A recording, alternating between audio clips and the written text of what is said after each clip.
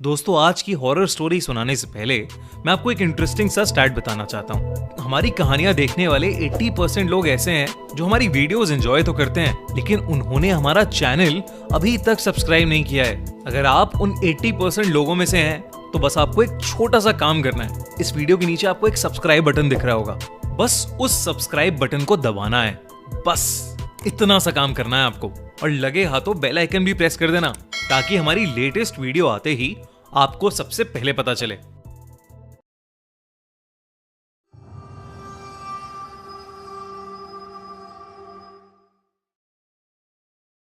कोहरा। दिल्ली की सर्दी के बारे में पूरा भारत जानता है। कड़कड़ाती ठंड में दिल्ली बहुत ही खूबसूरत लगती है, लेकिन इसी ठंड में हमें देखने को मिलता है घना कोहरा। इतना घना कि वह एक चादर की तरह पूरी दिल्ली को ढक लेता है। पर क्या हो अगर यही कोहरा अपने साथ कुछ ऐसा लेकर आए जो आपकी जिंदगी हमेशा के लिए बदल दे। आज की कहानी है ग्याविन और उसके दोस्तों की। दिल्ली के बढ़ते प्रदूषण से ग्याविन और उसके दोस्त बहुत परेशान हो गए थे। उन्होंने सोचा कि कुछ दिनों के लिए दिल्ली से बाहर चला जाए, इसलिए सभी ने मिलकर हिमाचल जाने का प्लान बनाया। 3 दिन बाद उन्होंने एक कैब हायर की और सुबह 4 बजे अपनी ट्रिप के लिए निकल पड़े। उन्हें लेने आया ड्राइवर बहुत ही हंसमुख और खुशमिजाज था और थोड़ी ही देर में उसकी दोस्ती सबसे हो गई। घर से निकले हुए करीब 4 घंटे हो चुके थे। सुबह के 8 बज रहे थे, लेकिन आसमान में अब भी अंधेरा सा छाया हुआ था। तभी सभी को सामने सड़क पर घने कोहरे की एक चादर दिखाई दी। वह कोहरा इतना घना था कि उसके आगे सड़क बिल्कुल दिखाई नहीं दे रही थी। ग्याविन ने नोटिस किया कि उनका ड्राइवर जो पहले बहुत मुस्कुरा रहा था, अचानक से बहुत गंभीर हो गया था। उसके चेहरे का रंग उड़ गया था। ग्याविन को लगा कि शायद ड्राइवर कोहरे में गाड़ी चलाने से डर रहा है, इसलिए उसने कहा, भैया ध्यान से चलाना। तभी ड्राइवर ने ग्याविन की तरफ देखा और धीमी आवाज में बोला, सर, एक बात ध्यान रखना, कोहरे में चलते समय गाड़ी की खिड़की बिल्कुल मत खोलना। ड्राइवर इतना डरा हुआ था कि ग्याविन और उसके दोस्तों की हंसी छूट गई। तब ड्राइवर ने बताया कि जिस इलाके में वे जा रहे हैं वहां आमतौर पर कोहरा नहीं आता, और जब कभी ऐसा कोहरा आता है तो लोग कहते हैं कि वह अपने साथ एक छलावा लेकर आता है। ऐसा कोहरा आता है तो वो अपने साथ एक छलावा। ग्याविन और उसके दोस्तों ने उसकी बात को अंधविश्वास कहकर हंसी में उड़ा दिया। ड्राइवर की बात पर विश्वास नहीं हुआ।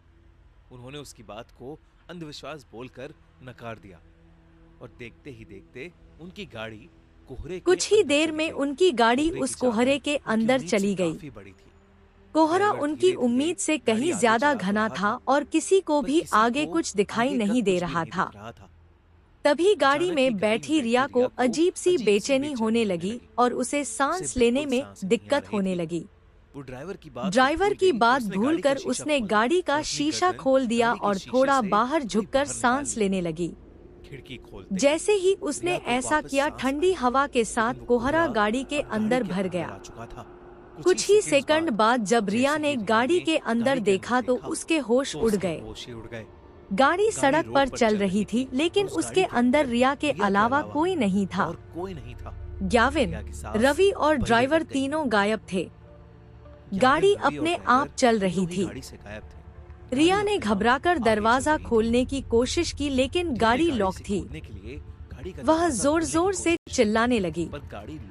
तभी अचानक गाड़ी खुद ही रुक गई और दरवाजे का लॉक अपने आप खुल गया।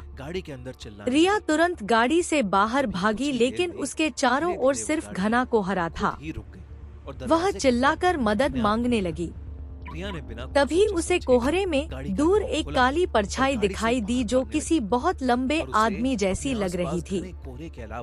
रिया मदद के लिए उसकी तरफ भागने लगी, लेकिन जितना वह दौड़ती उतना ही वह परछाई उससे उतनी ही दूर रहती।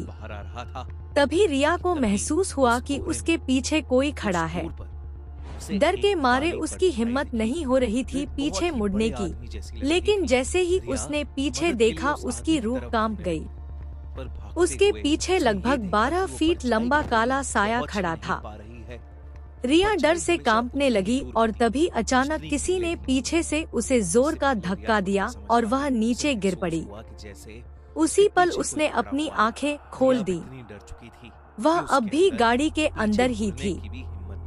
असल में जैसे ही उसने खिड़की खोली थी वह बेहोश हो गई थी और ड्राइवर ने तुरंत रवि से खिड़की बंद करने को कहा था। ग्याविन और रवि उसे जगाने की कोशिश कर रहे थे, जबकि ड्राइवर बार बार एक ही बात दोहरा रहा था कि खिड़की नहीं खोलनी चाहिए थी। ग्याविन को अब ड्राइवर पर गुस्सा आने लगा था और उसने ड्राइवर से कहा कि गाड़ी तेज चलाओ ताकि वे जल्दी इस कोहरे से बाहर निकल सकें। ड्राइवर ने एक्सेलरेटर दबा दिया, लेकिन कुछ ही सेकंड बाद अचानक गाड़ी के सामने एक लड़की आ गई और तेज रफ्तार की वजह से गाड़ी उससे टकरा गई।